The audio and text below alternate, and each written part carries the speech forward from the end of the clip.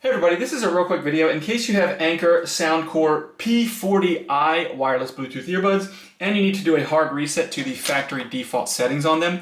You're going to want to do this reset for one of two reasons. The first one is troubleshooting in case these earbuds are not working for some reason, like they're not connecting to your phone or other device, or they're not syncing or pairing with Bluetooth, or if the left earbud is not working or the right earbud is not working, so you're only getting sound out of one ear. A factory reset will fix a lot of these issues.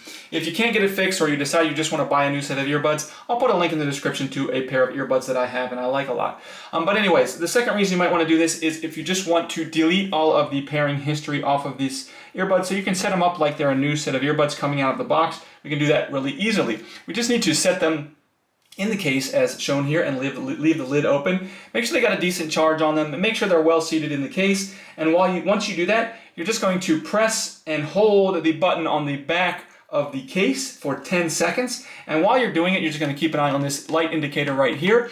And when the light indicator on the charging case flashes 3 times white quickly, it'll go like blink, blink, blink, white there. That confirms that the reset is complete and successful. And you can go ahead and set these earbuds up like they're brand new.